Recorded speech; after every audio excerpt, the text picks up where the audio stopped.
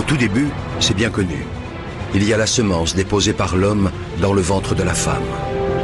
Des spermatozoïdes par millions, un flot, un torrent de spermatozoïdes.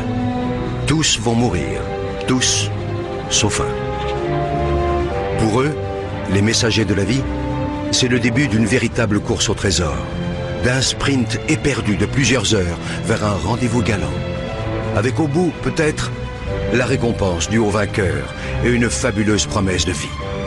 La rencontre avec un ovule. Agitant leurs flagelles, les spermatozoïdes progressent des heures durant, millimètre par millimètre, obstacle après obstacle. Le vagin et son acidité meurtrière, le passage encombré du col de l'utérus, l'utérus lui-même. Un véritable parcours du combattant. Les plus fragiles, les mal formés et les traînards capitulent. D'autres restent piégés ou s'égarent en chemin. Là se présentent deux tunnels différents, deux voies possibles. Seulement voilà, une seule de ces voies mène vers l'ovule. Dans cette course effrénée à la vie, il n'y a pas que l'énergie qui compte. Le hasard et la chance ont eux aussi leur mot à dire. De puissants courants freinent leur navigation. Des vagues font onduler un tapis de cils qui contrarie leur progression.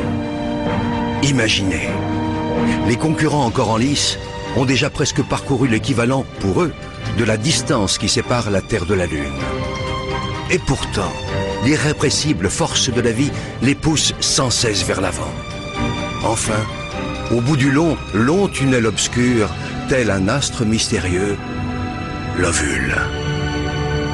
Il suffit qu'un seul spermatozoïde, un seul, atteigne l'ovule, y pénètre et fusionne avec lui pour que naisse un espoir de vie.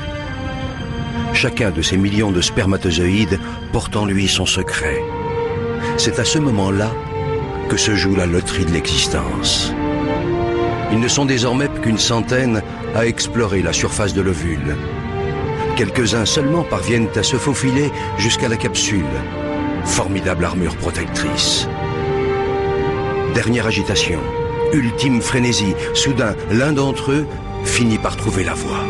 Ça y est, c'est lui, le seul, l'unique. Aussitôt percé, la carapace durcit et les autres spermatozoïdes se heurtent à une barrière infranchissable.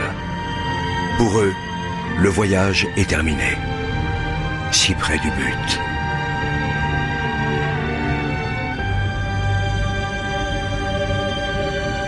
Pour le vainqueur, le périple continue.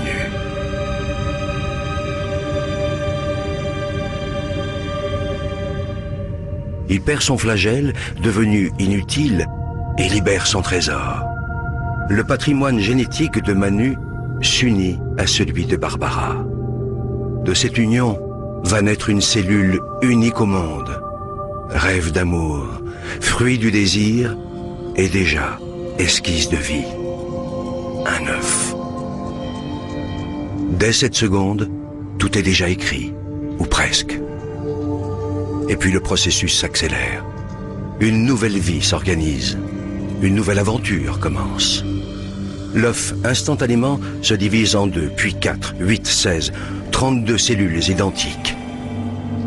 Il entame en même temps un lent et long voyage. Au 3e jour de son expédition, il plonge dans une immense grotte qui lui sera bientôt familière, l'utérus. Au 6e jour, l'œuf sort de sa coque et se pose délicatement sur la paroi de ce très accueillant refuge. Il se construit un nid où, sauf imprévu, il a élu domicile pour 9 mois. Pourquoi j'ai choisi